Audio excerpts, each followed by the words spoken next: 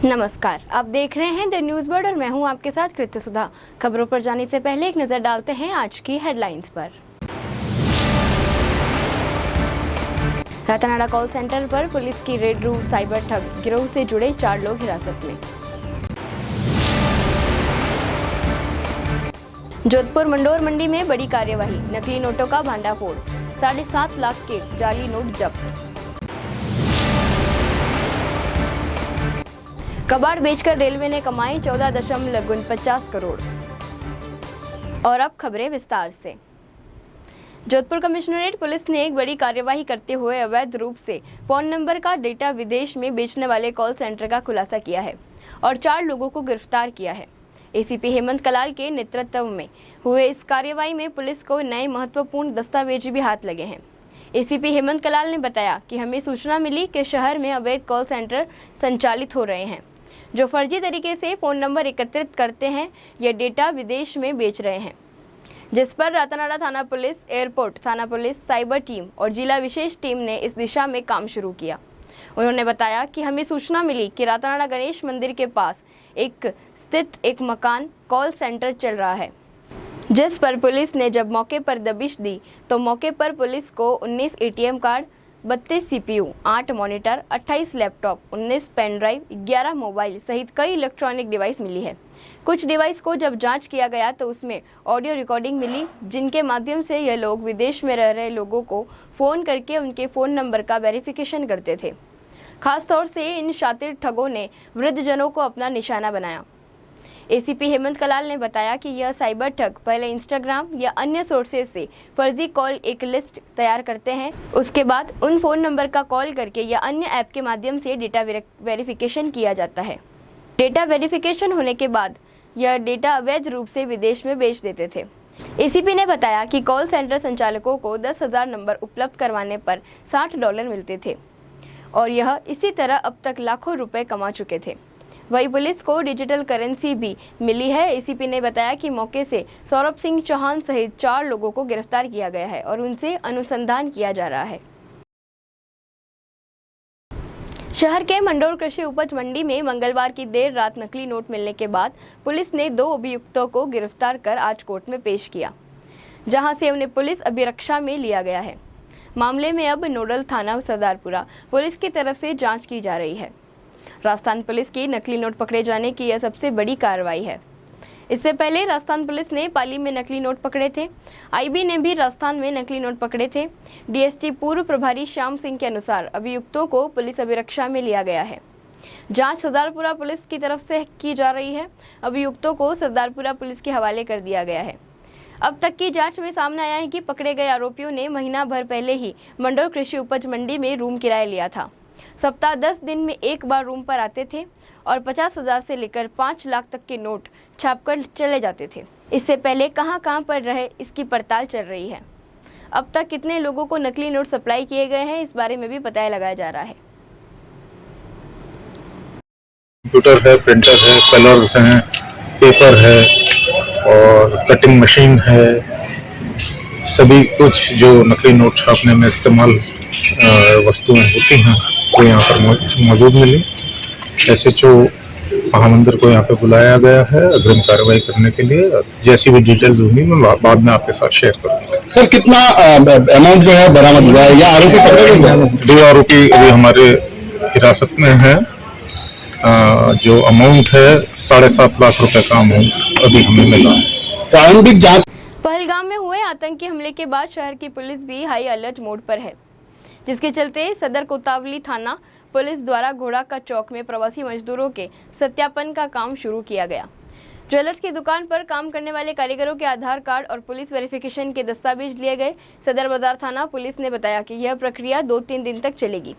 घोड़ा का चौक क्षेत्र में बड़ी संख्या में बंगाली एवं अन्य स्थान के कारीगर ज्वेलर बनाने का कार्य करते हैं। गौरतलब है कि बीते दिनों सदर बाजार थाना क्षेत्र के घोड़ा का चौक क्षेत्र में ज्वेलरी का कार्य करने वाले एक बंगाली कारीगर द्वारा भगवा ध्वज को पैर से ठोकर मारने के बाद विवाद भी उपज गया था। सेनाचार्य अचलानंद गिरी महाराज का जन्म दिवस सादगीपूर्ण रूप से मनाया गया।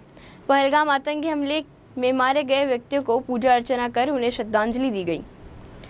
सेन युवा संगठन की ओर से शीतल पेय राहगीरों को पिलाया गया। सेनाचार्य अचलानंद गिरी महाराज ने बताया कि पहलगाम आतंकी हमले में मारे गए लोगों को श्रद्धांजलि देकर जन्म दिवस को सादगीपूर्ण मनाने का निर्णय लिया गया। इस अवसर पर कोई बड़ा आयोजन नहीं किया गया। जन्मदिन लोग मना रहे हैं और हमने शादी में पहले उनको श्रद्धांजलि दी हुई जो बेलगाम में हादसा हुआ, फिर हवन पूजा करके शांति रूप में गौशाला में लापसी में गई। रघुवीर सिंह ने जोधपुर, नागौर, खिजाकोर, हानिया और रायमंडवाला, जोधपुर सब गौशाला लापसी खिलाई, भोजन गरीबों को खे के शांति रूप में। देश के अंदर इतनी बड़ी घटना हुई तो मैंने कहा ये बनाना नहीं चाहिए कि अब कोई आगे है तो माला पहली है। हम तो उन आत्मा को शांति मोक्ष के लिए परम गति मिले और हिंदुओं को जागृति मिले। देश के अंदर घटना किसी पूरी हुई है, उनको सबको सांत्वना देकर शांति से जन्मदिन मनाने का कुछ नहीं करेंगे। तो ये कुछ भगत लोग आगे हैं तो माला पैर लेके आए, पूजा पाठ हो गई और हवन पूजा करके हमने आशीर्वाद दिया। ये कामना है। हमारे परम गुरु श्री श्री 1008 सेनाचार्य अचलानंद जी गिरी जी महाराज के जन्म दिवस पर हम लोग यहाँ पर आए और उनका माला पहनाकर जन्म दिवस की हार्दिक शुभकामनाएं प्रेषित की। और जैसा कि बाप जी का आह्वान था कि हम जो पहलगाम में जो हादसा हुआ है उसके मद्देनज़र देखते हुए हम लोग ये जन्मदिन नहीं मनाएंगे, लेकिन जो आशीर्वाद होता है गुरुदेव का उसको देखते हुए हमारा भी कर्तव्य होता है कि गुरुदेव का सादगी से भी हम इस बार जन्मदिन मनाएं। तो हम लोग सभी, जिसमें हमारे जयवीर भाई जो कि एक बहुत बड़े समाज सेवी और पिनुसा कागा कागड़ी जहाँ पर इन्होंने भी मोक्षधाम में बहुत कार्य करवाया है, ये सभी हमारे साथ में थे और हमने बाप जी का जन्मदिन मनाया। इसके लिए बाप जी को एक बार पुनः हार्दिक शुभकामनाएं। उत्तर पश्चिमी रेलवे के जोधपुर मंडल ने बीते एक वर्ष में 14.5 करोड़ रुपए का कबाड़ बेचने में सफलता हासिल की है। जोधपुर मंडल के डीआरएम अनुराग त्रिपाठी के मुताबिक जोधपुर मंडल पर कबाड़ का निपटान एक मिशन की तरह चलाया गया, जिसका उद्देश्य केवल कमाई करना ही नहीं था बल्कि रेल परिसरों को स्वच्छ, सुव्यवस्थित तथा सुरक्षित बनाना भी था। उन्होंने बताया कि 31 मार्च को समाप्त हुए वित्त वर्ष के दौरान जोधपुर मंडल के विभिन्न स्टेशनों, कार्यालयों और रेल खंडों से एकत्रित 3,493 मीट्रिक टन स्क्रैप की बिक्री से मंडल को 14.49 करोड़ रुपए मिले तथा इस कमाई का उपयोग स्टेशनों पर यात्री सुविधाओं के विस्तार, यात्री प्रतीक्षालयों के आधुनिकीकरण, प्लेटफॉर्म विस्तार और अन्य सुरक्षा उपकरणों पर किया जा सकेगा। आराध्य देव भगवान विष्णु के छठे अवतार भगवान श्री परशुराम का जन्मोत्सव मंगलवार को पूरे जोश और उत्साह के साथ आयोजित किया गया। शहर के भीतरी क्षेत्र में फतेहपुर में बड़ी संख्या में पुष्कर समाज के युवा शक्ति, महिला मंडल व प्रबुद्ध जन और युवा शक्ति एकत्रित हुए और वहां परशुराम भगवान की पूजा अर्चना की। इसके बाद पैदल यात्रा रवाना हुई। इस यात्रा में सूरसागर विधायक देवेंद्र जोशी, राजस्थान उच्च न्यायालय के वरिष्ठ अधिवक्ता, पुष्टिकर एजुकेशन ट्रस्ट के अध्यक्ष आनंद पुरोहित, युवा साथियों ने जय जय परशुराम के उद्घोष के साथ इस पैदल यात्रा को रवाना किया। इस दौरान जगत नारायण जोशी, राजेश रामदेव, पार्षद राकेश कल्ला, सुनील व्यास, पार्षद सुरेश जोशी, मंडल अध्यक्ष अरविंद पुरोहित, अजीत पुरोहित, पीपीएस राजौलिया सोसाइटी, प्रेरणा ग्रुप की राखी व्यास, जैसलमेर ब्राह्मण के सुरेश केवलिया, सिंधी पुष्करना के पुरुषोत्तम मप्पारा सहित बड़ी संख्या में पुष्करना बंधु उपस्थित रहे। पैदल यात्रा के दौरान डीजे, बैंड बाजे और ढोल नगाड़े के साथ बड़ी संख्या में पुष्करना बंधुओं ने हिस्सा लिया। आखा तीज पर्व का सनातन संस्कृति में बहुत ही बड़ा महत्व है।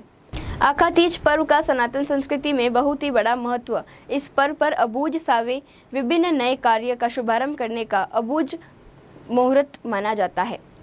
वहीं जोधपुर में आखा तीज के पावन पर्व नवचौकिया के पास स्थित गुंदी मोहल्ला में स्थित श्री बद्रीनाथ मंदिर को भक्तों के दर्शन के लिए खोला गया, जिसके चलते सुबह से ही मंदिर में दर्शन करने वाले श्रद्धालुओं की कतार लग गई। बताया जाता है कि यह मंदिर वर्ष में 2 बार आखा तीज एवं दीपावली के अगले दिन दर्शनार्थ खुलता है। इस दौरान मंदिर के आकर्षक फूलों से सजाया जाता है। आइए अंत में एक बार फिर से नजर डालते हैं इस वक्त की खास हेडलाइंस पर। रातानाडा कॉल सेंटर पर पुलिस की रेड रू, साइबर ठग गिरोह से जुड़े 4 लोग हिरासत में। जोधपुर मंडोर मंडी में बड़ी कार्यवाही, नकली नोटों का भांडाफोड़, 7.5 लाख के जाली नोट जब्त।